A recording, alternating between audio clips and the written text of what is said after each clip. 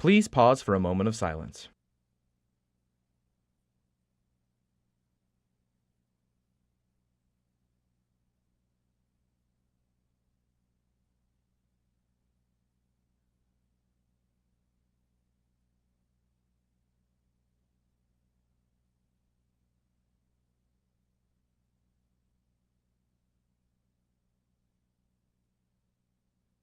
Please stand for the pledges.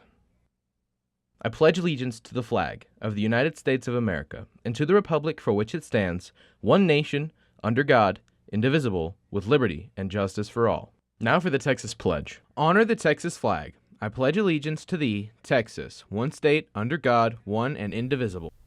Good morning, Texans. We hope you enjoyed yet another snow day yesterday. Plus, we have Officer Quigley in the studio with us today to share some information on an issue that's become quite evident here on campus. I'm Sydney Burns. And I'm Anais Donald. All this in your daily announcements coming up next on NHSTV Live.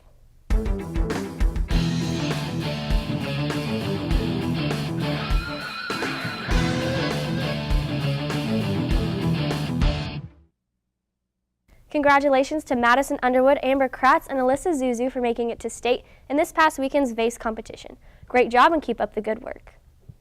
The Northwest FFA chapter is having a meeting today at 6:30 p.m. Be sure to stop by to make friends, eat food, and have a lot of fun.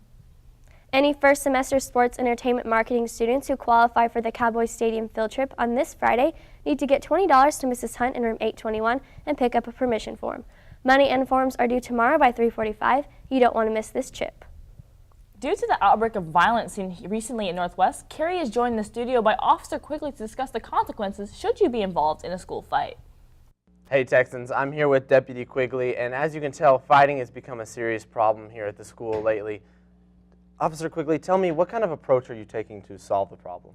What we're doing now is a general complaint form has been brought to the campus and has been given to all the assistant principals and the principals. The complaint form is going to be filled out by an assistant principal anytime a student engages in physical contact with another student inside the school. Anytime that you touch another student, that complaint will be filled out. If you're fighting in the halls, it's going to be filled out and submitted to the court. The court, the district attorney, is going to look at that form, make sure it meets all the criteria, and then that student will be summoned to the court to face criminal fines from that standpoint. And that's added on to any consequences they'll receive from the school as well, right? Right. You'll still have to face consequences by your school from violations of the student code of conduct, and now you'll also be having to face consequences from the courts also. So you're going to have to face two types of punishments. Wow, you definitely want to think twice. Is there anything you want to close us out with before we go? Yeah, Texans, don't forget, if you know of something that's not right, illegal, don't forget to give a shout out to the Crime Stoppers and get paid for your information. Officer Quigley, thank you so much for coming in. Anchors, back to you. Thanks, Carrie, but bad situations aren't just created with fists, they can come from interactions through a screen as well. Here's Mari with more. When you sign up on Twitter, Facebook, Instagram, or any other social media website, you're giving everyone permission to see anything you post. Did you know that what you post online stays there forever, even if you delete it? Teenagers are careful about what they post. I honestly don't think anyone thinks too much into it, just kind of puts what they feel. 37% of employers and 35% of colleges look up potential candidates on social media. So that means if you go in for an interview for a job or school, your employer will look up your profile on every social media website you have an account on. What they find can either help you or hurt you when it comes to getting your dream job or getting into the school of your dreams. I don't know, a lot of kids really don't care until, they start doing like a job that they love and all that, and then it starts affecting them what they post on online and stuff.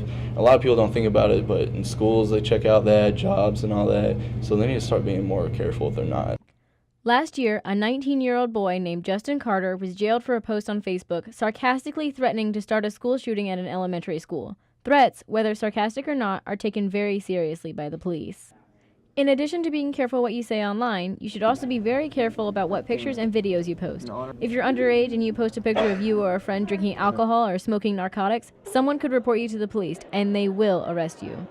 There are so many other dangers when it comes to social media. If you post too much information like your phone number or address, you put yourself in danger of having someone steal your identity or worse. That's why it's always important to have strict privacy settings.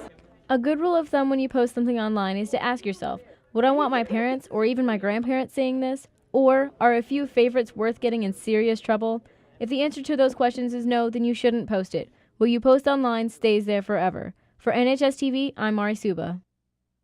With all of that being said, be safe and responsible, Texans. Tomorrow, Cary takes to the streets in a special spring break edition of Texans on Main Street. Enjoy the rest of your day, Texans. This has been NHSTV Live.